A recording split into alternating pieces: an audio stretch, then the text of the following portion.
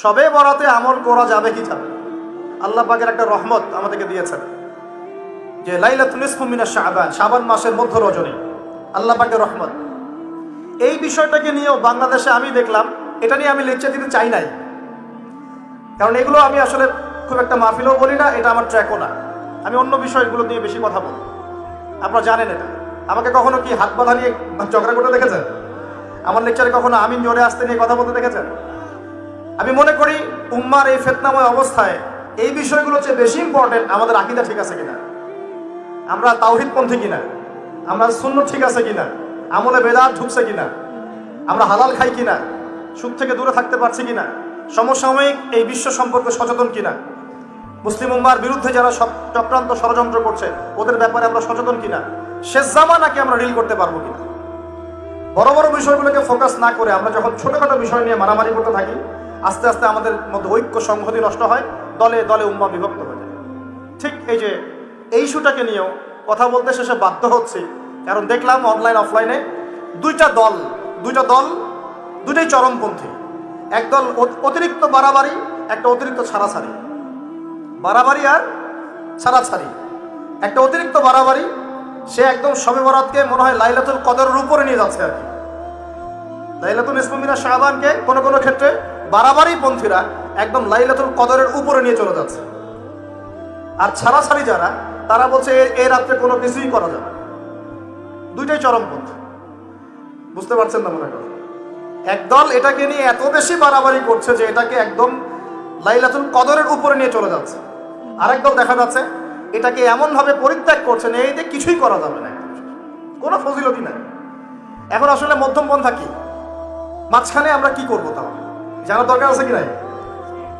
অনেক হাদিসের অনেক আলোচনা, প্রায় 40-50 পৃষ্ঠার বই, সব আলোচনা তো মাহফিলে করা সম্ভব না। আমি সারমর্মটুকু বলি। সারমর্ম কি? হাদিসের শবে বরাত নামে কোনো শব্দ নাই, এক নাম্বার কথা কি নাই ভাই? শবে বরাত নামে কোনো শব্দ নেই, আছে লাইলাতুন নিসফু মিনাশ শাবান, শাবান মাসের মধ্য রজনী। শাবান মাসের মধ্য রজনী। শাবান মাস কি? উত্তর, নবী সাল্লাল্লাহু আলাইহি ওয়াসাল্লাম রমজান মাসের পর যে মাসে রোজা রাখতে বেশি গুরুত্ব দিয়েছেন তার নাম শাবান। আমার সাথে বলেন, শাবান মাস কি? নবী সাল্লাল্লাহু আলাইহি ওয়াসাল্লাম রমজানের পরে যে মাসে রোজা রাখতে খুব বেশি গুরুত্ব দিয়েছেন তার নাম শাবান। আয়েশা রাদিয়াল্লাহু আনহা তিনি বলতেন যে শাবান মাস আসলে নবী সাল্লাল্লাহু আলাইহি ওয়াসাল্লাম এত বেশি বেশি রোজা রাখতেন যে মনে হতো তিনি রোজা ছাড়বেনই না, সারা মাস রেখে ফেলবেন। বেশি থেকে বেশি রোজা রাখতেন শাবান মাসে। প্রশ্ন হচ্ছে কেন? উত্তর, এমনিতে এই মাসটা বরকতময় এবং এই মাসে আল্লাহ পাক তার রহমতে বিপুল সংখ্যক মানুষকে জাহান্নাম থেকে মুক্তি দান করেন। সুবহানাল্লাহ। নবী সাল্লাল্লাহু আলাইহি ওয়াসাল্লাম এই মাসকে তাজিম করতেন। এই মাসের সম্মানার্থে, এই মাসে আল্লাহর রহমত বরকতের স্বার্থে নবী করিম সাল্লাল্লাহু আলাইহি ওয়াসাল্লাম এই মাসে বেশি বেশি রোজা রেখেছেন। সুন্নত কি শিখলাম? শাবান মাসে বেশি বেশি রোজা রাখা সুন্নত। একটা কি পেলাম ভাই? শাবান মাসে বেশি বেশি রোজা রাখা সুন্নত। আপনি যদি মুকিম হন, শরীর সুস্থ থাকে, মুসাফির না, আপনার সুস্থতা আছে, সব ঠিক আছে, আপনি চেষ্টা করবেন এই মাসে বেশি বেশি রোজা রাখার। পারা যাবে ইনশাল্লাহ। এটা নবীর সুন্নত হবে। এক বাড়াবাড়ি, এক কি ছাড়াছাড়ি, এর মাঝখানে কি একটা ফজিলত জানলাম। শাবান মাস মানেই এই মাসে নবীজি বেশি বেশি রোজা রাখতেন। তাহলে আমরা কি করবো এই মাসে ভাই? এক নম্বর কাজ, বেশি বেশি রোজা রাখার চেষ্টা করবো ইনশাআল্লাহ। আল্লাহ তৌফিক দান করবেন। এবার আরেকটা পয়েন্ট বলি, সামনে রমাদান মাস। রমজান মাস আসলে আমরা মাশাআল্লাহ পরিপূর্ণ মুসলিম হওয়ার চেষ্টা করি, কিন্তু সারা বছর এটা ধরে রাখতে পারি না। রমজান মাসে যে নামাজ পড়ে না সেও মসজিদে যায়। দেখা যায় যে জুমার নামাজও পড়ে না, ও তারাবির নামাজ পড়তে যায়, তাই কি না? ওই দিন গিয়ে বলে এসি দেন, ইমাম সাহেব এসি অন করেন, তাই না? সারা বছর তো আসে নাই। ওই দিন গিয়ে ইমাম সাহেব এসি বন্ধ কেন? এই মুয়াজ্জিন সাহেব ফ্যান দেন। তখন ওখানে গিয়ে মানে কি বলবো, হ্যাঁ মাতব্বরি করে আর কি। যাক, তারপরেও যে মসজিদে আসছে আমরা দোয়া করি আল্লাহ হেদায়েত দান করুন। আমরা তো কাউকে পিছনে ফিরাই দিব না, দিব? এখন রমজান মাস আসলে আমরা মাশাআল্লাহ রোজা রাখি, মানুষকে ইফতার করাই, দান সদকা করি, আমরা যাকাত দেই, তারাবি পড়ি, কোরআন তেলাওয়াত করি, আমরা মাশাআল্লাহ অনেক আমল করি। এই আমলগুলো কি একবারে ধাপাস করে ধরে ফেলা সম্ভব? না একটা আস্তে আস্তে ট্রেনিং প্রসেস লাগে? একটা ফ্যান চালু করলে ফ্যানটা কি শুরুতেই ধাপাস করে ঘুরতে শুরু করবে, নাকি আস্তে স্লোলি স্লোলি সে মোমেন্টাম ধরবে? কোনটা? আস্তে আস্তে সে গতি পাবে না, ধীরে ধীরে গতি পাবে। ঠিক শাবান মাসে এত বেশি রোজা রাখা, ইবাদত করার অর্থ কি? যাতে রমজান মাসে আপনি পরিপূর্ণ ইবাদত করতে পারেন। বুঝতে পারছেন কথা? রমজানে গিয়ে তো শুরুতেই সব ইবাদত ধরে ফেলা সম্ভব হবে না। মনে করেন আগামীকাল পহেলা রমাজান, আজকে থেকে আপনি সব ইবাদত একসাথে করতে পারবেন? তখন কি আপনি বেগ পেতে হবে। কিন্তু একটা মাস আগে থেকে যদি ট্রেনিং নেন, ইনশাআল্লাহ রমজান মাসে ইজি হয়ে যাবে। এটা একটা কারণ নবী সাল্লাল্লাহু আলাইহি ওয়াসাল্লাম শাবান মাসে বেশি বেশি রোজা রাখতেন, আমল করতেন। আল্লাহ পাক আমাদের সবাইকে শাবান মাসে বেশি বেশি আমল করার তৌফিক দান, যাতে রমজান মাসে গিয়ে আমরা সুবিধা পাই, রমজান মাসের হকটা আদায় করতে পারি। এবার এই মাসে নবী সাল্লাল্লাহু আলাইহি ওয়াসাল্লাম কি বলেছেন একটা হাদিস থেকে আগে বুঝি। এই হাদিসটা সহ অনেক হাদিসে এই একই রকম কথা এসেছে এবং এই হাদিসটা বিশুদ্ধ। এটাকে অস্বীকার করলে হাদিস অস্বীকারী হয়ে যাবে। বাড়াবাড়ি গ্রুপ, ছাড়াছাড়ি গ্রুপ, উভয়ের জন্যই নসিহত। নবী সাল্লাল্লাহু আলাইহি ওয়াসাল্লাম বলেছেন, ইন্নাল্লাহ তাআলা, নিশ্চয় আল্লাহ রাব্বুল আলামিন, লা ইয়াত্তালিউ ফি লাইলাতিন নিসফি মিন শাবান, শাবান মাসের মধ্য রজনীতে আল্লাহ রাব্বুল আলামিন তার রহমতের দৃষ্টি প্রশস্ত করেন। সুবহানাল্লাহ। আল্লাহ পাক শবে বরাত মানে আমরা যেটা বুঝি প্রচলিত অর্থে, লাইলাতুন নিসফি মিন শাবান, শাবান মাসের মধ্য রজনী, যে 15 শাবানের এই যে রজনী, এই রাতে আল্লাহ রাব্বুল আলামিন তার সৃষ্টির দিকে তার রহমতের দৃষ্টিটা প্রশস্ত করে দেখেন, প্রশস্ত করেন। এবং ওয়াগফিরু লিজামিই খালকিহি, আল্লাহ পাক তার সমস্ত সৃষ্টিকে মাফ করে দেন। আল্লাহ পাক কি করেন? তার সমস্ত সৃষ্টিকে কি করেন? মাফ করে দেন। কথাটা ভালো করে বোঝেন। আল্লাহ পাক তার সমস্ত সৃষ্টিকে মাফ করে দেন, ইল্লা, তাদেরকে ব্যতীত।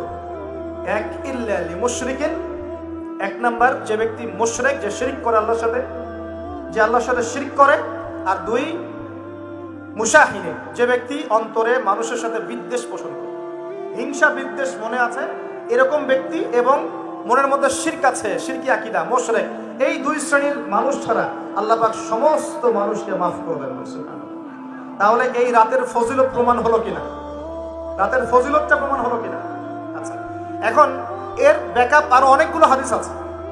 ওই সবগুলো হাদিসকে একত্রিত করলে এমনই কনক্লুশন আসে। এছাড়াও আরো কিছু দুর্বল হাদিস আছে, এগুলো দুর্বল, সনদগতভাবে অন্যান্যভাবে দুর্বল। ওখানে আরো কিছু পয়েন্ট পাওয়া যায় যে আর কাকে কাকে আল্লাহ পাক মাফ করেন না। সবাইকে তো মাফ করেন, আর কাকে কাকে করেন না। এই হাদিসে দুটো পেয়েছি, এটা একদম অকাট্য। এটা হলো মুশরিক, আল্লাহ পাক মাফ করেন না। দুই, যে অন্তরে হিংসা বিদ্বেষ পোষণ করে, হিংসা বিদ্বেষ আছে, এদেরকে আল্লাহ মাফ করেন না। আরো কিছু দুর্বল বর্ণনা থেকে পাওয়া যায়, এটা দুর্বল বর্ণনা, কিন্তু জেনে রাখতে তো সমস্যা নাই। সমস্যা আছে? আর পাপ তো পাপী, দুর্বল হাদিসে আসুক আর কঠিন হাদিসে আসুক, পাপ তো পাপী নাকি? পাপ ছাড়তে কোনো সমস্যা আছে? তো তৃতীয় এক শ্রেণীর নাম পাওয়া যায়, যারা হচ্ছে আত্মহননকারী, নিজেরা নিজেদেরকে আত্মহত্যা করেছে, এদেরকে আল্লাহ মাফ করেন। আত্মহনন বোঝেন কিনা? আত্মহত্যা যারা করে, আত্মহনন, এটা একটা শ্রেণী পাওয়া যায়। 4 নাম্বার একটা পাওয়া যায় আত্মীয়তার সম্পর্ক ছিন্নকারী, আত্মীয়তার সম্পর্ক ছিন্নকারী। 5 নাম্বার একটা পাওয়া যায়, সেটা হলো মাদক দ্রব্য সেবনকারী। মাদক দ্রব্য সেবনকারী, যুবকরা খুব ভালো করে শোনো, মাদক দ্রব্য সেবনকারী আল্লাহ সবাইকে মাফ করেন, মাফ করছেন না। আর একটা পাওয়া যায়, সেটা হলো যারা জেনার পাপে লিপ্ত আছে। কিসের পাপে ভাই? জেনার পাপ। এরকম আর কিছু ব্যাকআপ পাওয়া যায়, কিন্তু এগুলোর বর্ণনা দুর্বল। বর্ণনা কি? দুর্বল। কিন্তু পাপ তো পাপই নাকি? এই পাপগুলো তো পাপ, এই পাপগুলো করলে কি আল্লাহ খুশি হন? অকাট্য সহি থেকে পাওয়া যায় এই দুইটা, মুশরিক এবং মুশাহিন, যারা শিরক করে, অন্তরে বিদ্বেষ পোষণ করে, আল্লাহ পাক এদেরকে মাফ করেন। আল্লাহ পাক এক রাতে রহম করে সমস্ত মাখলুক সৃষ্টিকে মাফ করে দিচ্ছেন, শুধু শিরক এবং হিংসা বিদ্বেষ পোষণকারীকে মাফ করছেন না। বুঝতে হবে এই পাপ দুটো কত কঠিন। এবার আসেন, প্রথমে একটু শিরক নিয়ে কথা বলি, তারপরে মুশাহিন নিয়ে কথা বলি। ধৈর্য ধরবেন তো নাকি? দেরি হচ্ছে?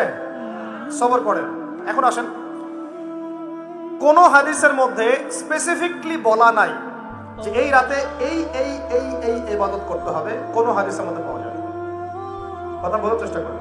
যেমন লাইলাতুল কদর সম্পর্কে বলা হচ্ছে না, যে লাইলাতুল কদরে যারা কিয়াম করবে, হ্যাঁ, দিনে সিয়াম রাখবে, রাতে কিয়াম করবে, কোরআন তেলাওয়াত করবে, কোরআন দিয়ে কিয়াম করবে, আল্লাহ ওদেরকে মাফ করে দিবেন। একটা আমল দেওয়া আছে। লাইলাতুল কদরে নবী সাল্লাল্লাহু আলাইহি ওয়াসাল্লাম যা করতেন সেগুলোর মধ্যে আমল দেওয়া আছে। এই নিসফু মিনাশ শাবানের মধ্যে স্পেসিফিকলি এভাবে হাদিসের মধ্যে উল্লেখ করা নাই এই আমলগুলো করো। কিন্তু খুঁজে খুঁজে আমাদেরকে বের করতে হয়। খুঁজে খুঁজে কেমন? নবী সাল্লাল্লাহু আলাইহি ওয়াসাল্লাম দোয়া করছিলেন মৃতদের জন্য, করছিলেন না? তাহলে এটা একটা আমল পাওয়া গেল। নবী সাল্লাল্লাহু আলাইহি ওয়াসাল্লাম নামাজে ছিলেন সিজদারত অবস্থায়, ওই যে আয়েশা রাদিয়াল্লাহু আনহা টোকা দিলেন, দিয়ে বললেন আমি ভাবছিলাম তার ইন্তেকাল হয়ে গেছে কিনা, তার মানে বুঝলাম যে আপনি নামাজ পড়তে পারেন। এরপরে আল্লাহ পাকের কাছে ক্ষমা চাইতে পারেন, কারণ এই মাসে আল্লাহ পাক আপনাকে এই রাতে আল্লাহ আপনাকে ক্ষমা করবেন, এই রাতে আল্লাহ ক্ষমা করবেন। এখন এটাকে বলা হয় প্রশস্ততা। ব্যক্তিগতভাবে এখানে আপনাকে প্রশস্ত ইখতিয়ার দেওয়া হয়েছে। ব্যক্তিগতভাবে আপনাকে আল্লাহ পাক তার রাসূলের মাধ্যমে এই শরীয়তে এই রাতের আমলের জন্য একটা প্রশস্ত ইখতিয়ার দিয়েছেন। আপনি রাসূল সাল্লাল্লাহু আলাইহি ওয়াসাল্লামের সুন্নাহ মাফিক যে কোনো ভালো কাজ করতে পারেন, কিন্তু নির্দিষ্ট করে আপনাকে দেওয়া হয় নাই যে আপনাকে 100 রাকাতই পড়তে হবে, আপনাকে 200 রাকাতই পড়তে হবে, আপনাকে 10 রাকাতই পড়তে হবে, আপনাকে 1 খতমই দিতে হবে, এরকম নির্দিষ্ট করে আপনাকে কিছু দেওয়া হয়। আপনি এখন চাইলে সুন্দর করে ওযু করলেন, ওযু করে মাশাআল্লাহ আতর খুশবু ব্যবহার করতে পারেন, পরে সুন্দর জামা পরলেন, পরে আপনি আল্লাহর স্মরণে নামাজ আদায় করলেন। এখন ফরজ নামাজ আগে না নফল আগে? ফরজ আগে না নফল আগে? এই আমলগুলো ফরজ না নফল? এগুলো নফল। আগে তো ফরজ পড়তে হবে নাকি? 5 ওয়াক্ত ফরজ নামাজ তো আগে, তারপরে আপনি নফলে আসেন। আমাদের জীবনে কোনটার গুরুত্ব সবচেয়ে বেশি? ফরজ ঠিক না থাকলে নফল দিয়ে কাজ হবে? তো ফরজ ঠিক করার পরে আপনি এখন অতিরিক্ত আমল করার চেষ্টা করছেন, সুন্দর কাপড় চোপড় পরেছেন, আপনি মাশাআল্লাহ পবিত্র হয়েছেন, আতর খুশবু ব্যবহার করেছেন, আপনি নীরবে নিভৃতে আল্লাহকে ডাকছেন নামাজের মতো, লম্বা করে সুন্দর করে নামাজ পড়ছেন, আপনি একটু কোরআন তেলাওয়াত করছেন, আলহামদুলিল্লাহ।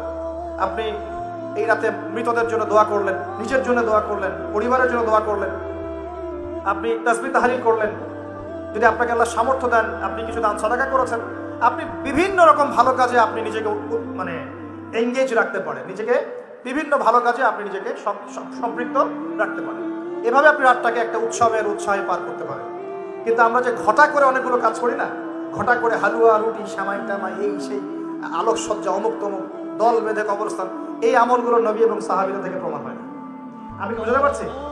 আমল করতে আপনাকে নিষেধ করা হয় নাই, কিন্তু বাড়াবাড়ি করবেন না, ছাড়াছাড়ি করবেন। মধ্যমপন্থী থাকেন, ব্যক্তিগতভাবে আপনি আপনার মতো করে আমল করতে পারেন। আপনাকে ইখতিয়ার প্রশস্ততা দেওয়া হয়েছে। আপনি একটু নামাজ পড়েন, একটু তেলাওয়াত করেন, একটু জিকির করেন, দোয়া করেন, আপনি আল্লাহর কাছে চেয়ে নেন। আরেকটা হাদিস আছে, এই রাতে আল্লাহ রাব্বুল আলামিন প্রথম আসমানে নেমে আসেন। সুবহানাল্লাহ। আল্লাহ পাক কেমন করে নেমে আসেন এটা আমাদের ব্যাখ্যার বাইরে, এটা সত্তাগতভাবে না, আল্লাহ পাকের রহমান নেমে আসেন। আল্লাহ পাক আহ্বান করতে থাকেন, কে আছে আমার কাছে কিছু চাইবে আমি তাকে দিব, কে আছো আমার কাছে ক্ষমা চাইবে আমি মাফ করে দিব, কে আছো আমাকে ডাকবে আমি তার ডাকে সাড়া দিব। সুবহানাল্লাহ। আল্লাহ পাক এই পুরো রাত বলতে থাকেন। আরেকটা কথা মনে রাখবেন, এভাবে কিন্তু আল্লাহ পাক প্রত্যেক রাতেই বলতে থাকেন, শুধু এই একটা রাতেই নয়, প্রত্যেক রাতেই আল্লাহ পাক বলতে থাকেন। কিন্তু এই রাতে স্পেশালি আল্লাহ পাক অগণিত মানুষকে মাফ করে দিবেন ইনশাআল্লাহ। তা আমরা আল্লাহর কাছে দোয়া করি, আল্লাহ পাক আমাদের সবাইকে যেন সুস্থতার সাথে শাবান মাসে বেশি বেশি রোজা রাখার তৌফিক দান করেন, এবং যে আমলগুলো সুন্নাহ সম্মত, এই সুন্নাহ সম্মত আমলগুলো আল্লাহ আমাদের করার তৌফিক দান করেন। বাড়াবাড়ি পর্যায়ে চলে যাবেন না, একবার ছাড়াছাড়ি পর্যায়ে চলে যাবেন। মধ্যমপন্থী থাকেন, রাতের ফজিলতটাকে আল্লাহর কাছে চেয়ে নেন, এবং আল্লাহর কাছে মাফ পাওয়ার জন্য যে পাপগুলোকে ছাড়তে হবে, যেমন শিরক, হিংসা বিদ্বেষ ইত্যাদি ইত্যাদি, এই পাপগুলোকে ছেড়ে দিয়ে আল্লাহর কাছে নিজেকে প্রমাণ করার চেষ্টা করি। আল্লাহ পাক আমাদের সবাইকে তৌফিক দান করুন বলি আমিন।